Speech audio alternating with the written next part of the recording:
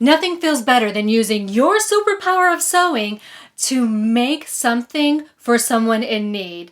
And so I'd like to invite you to join me for Project Dress a Girl, where we're going to be making dresses for little girls around the world.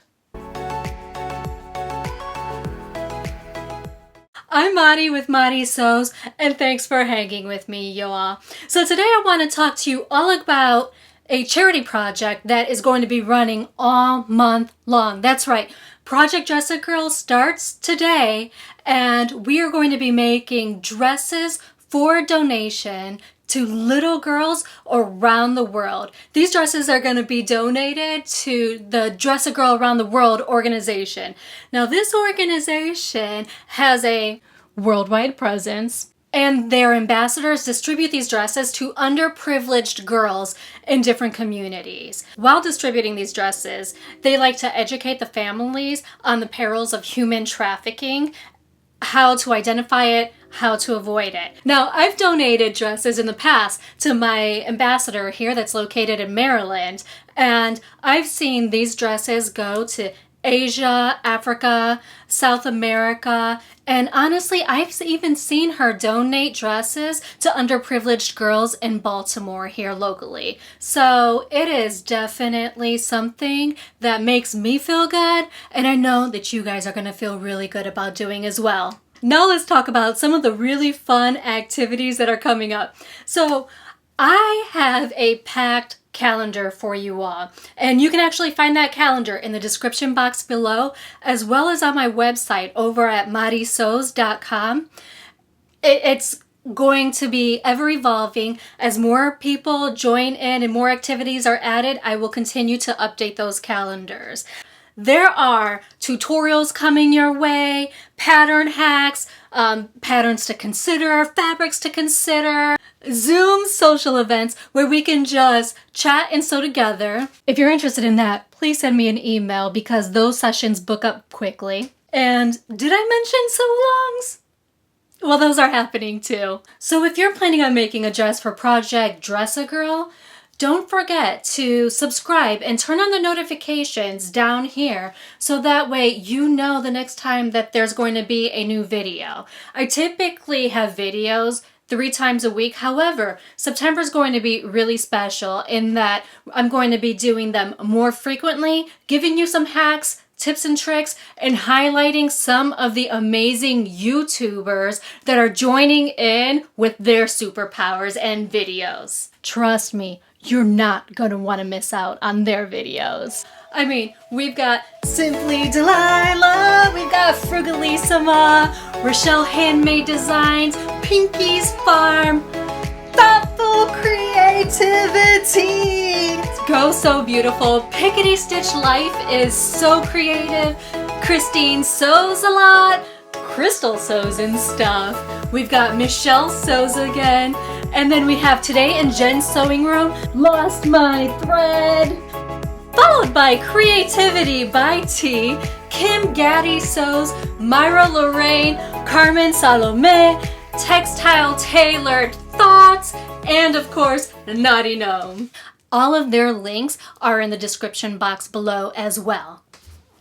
Now let's get into the dress details. So they actually recommend that you use natural fibers. You want to make sure that you're using sturdier fabrics because sometimes these dresses might actually be getting washed in rivers and things like that. So they might be taking a beating. So keep that in mind when you're choosing your fabrics. Quilting cotton is okay. Just make sure that your fabrics aren't sheer. If you have a questionable fabric, you're like, I don't know, I can kind of see my hand through this, but I'm not sure. Consider adding an extra layer or even lining it, and that's going to solve the problem. Also, make sure that your fabrics aren't country specific. So, you really don't want any holiday themed fabrics, things like that, because you don't know where these actual dresses are going to end up around the world. Not only that, try to avoid cartoon characters. I mean, if you have like animals and stuff like that, that's fine. Try to just avoid some of the more, themed type of fabrics. And while we're talking about fabric choices, keep in mind that some of these dresses might actually be going to children who live in colder climates. So not everyone is going to be able to make use of a sundress like this immediately. So if you want to make something that has sleeves or use like a cotton corduroy or something like that, absolutely feel welcome to go in that direction. Personally, I like to use remnants that are left over from other projects that I've made to crank out a dress or two. So this is a dress, for example, that I made using the remnants that I had left over from one of the dresses that I made myself this summer. And you all, this came together so quickly. I'm going to show you how to put together a dress like this in no time.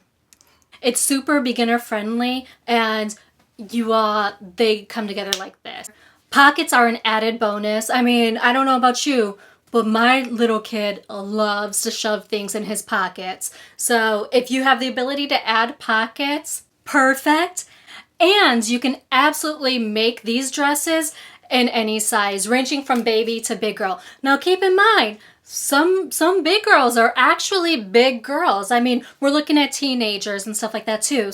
So don't forget that you can make dresses for them as well. Make sure that you have your Dress-A-Girl label that you can sew onto the front of your dress in a visible spot.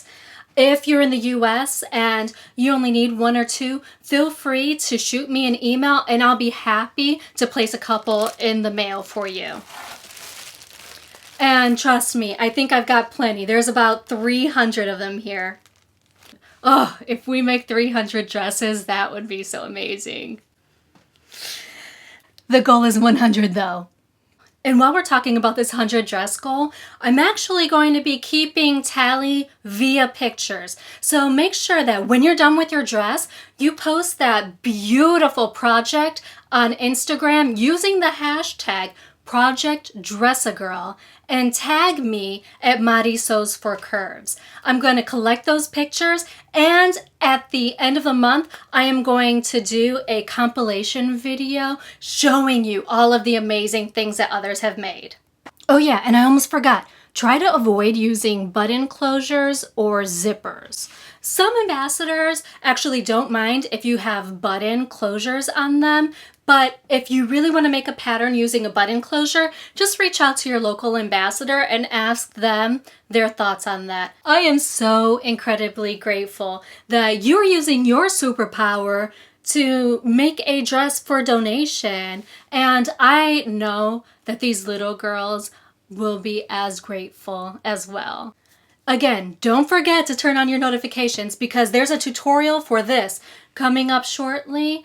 And if you're curious about what I did back in 2019 for Project Dress-A-Girl, you can just click on this video right over here. Don't judge me though, because that was one of my first videos. And really, until then, I truly hope that you find joy and have a wonderful day.